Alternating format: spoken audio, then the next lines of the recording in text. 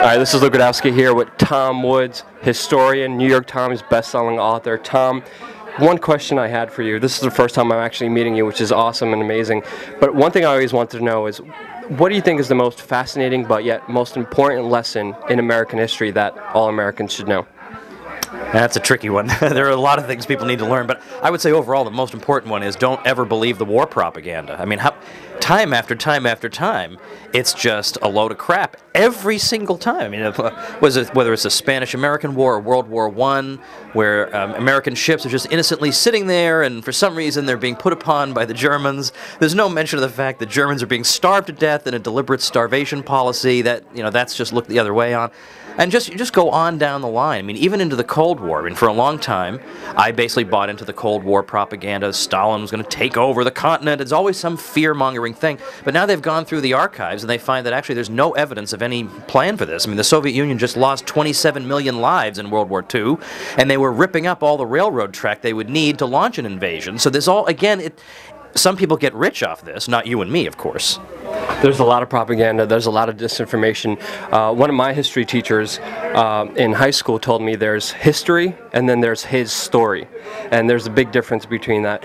What moment in time, what one historical moment would you point out to that sticks out with you the most and do you think is most important in American history?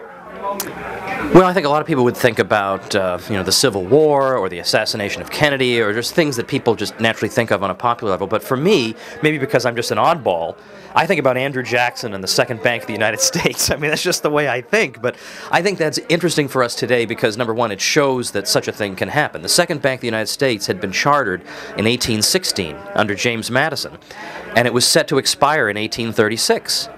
And Jackson decided to make an issue out of it 4 years early. And now this is it's astonishing. He manages to get the national bank, chartered by the U.S. government, closed when all fashionable opinion was against him. It seemed like this would be impossible.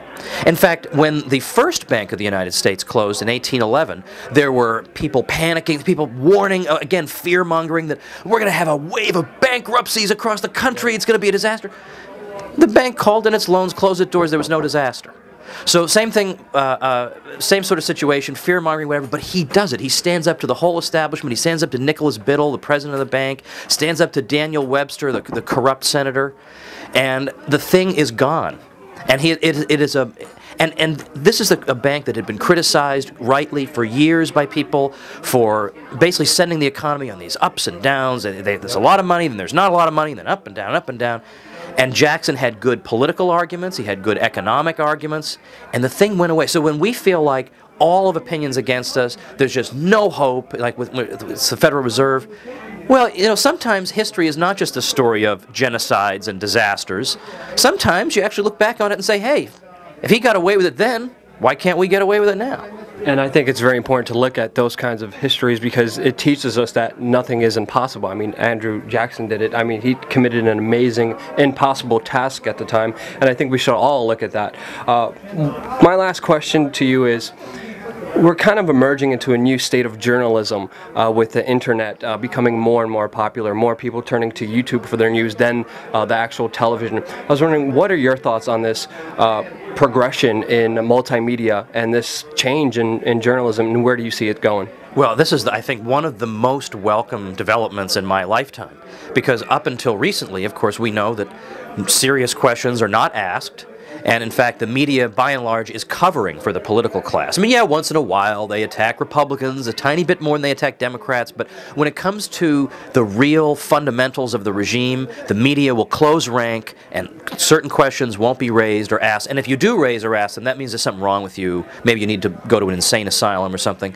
And now finally, because of YouTube and because people can just go around with cameras and ask questions, all of a sudden the whole world can see how totally empty and sinister the people who rule over us are. And so given that the mainstream media isn't asking any tough questions, in fact, I know several years ago there was even some organization was offering to pay a mainstream journalist $1,000 to ask some critical question about the Iraq War after all the lies. They have to be paid an extra bounty just to do what they're supposed to be doing already. So somebody's got to do this. So I'm glad it's finally being done. I believe Winston Churchill said, a lie's already halfway around the world while the truth is still putting on its shoes. I think right now with the broadband technology, the truth is actually putting on its shoes. It has its running shoes on, and it's running in the right direction. It's catching up. It's catching up. Yeah, we're still not there yet, but we're getting there. And I want to thank you for everything you've been doing. Definitely check out Tom on tomwoods.com, and thank you so much for your time. Really appreciate it. Thanks, Luke.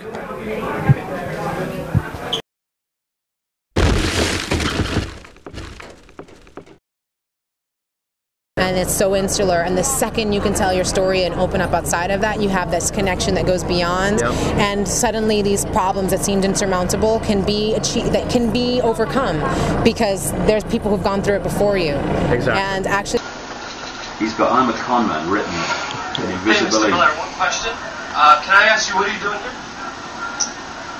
This is obviously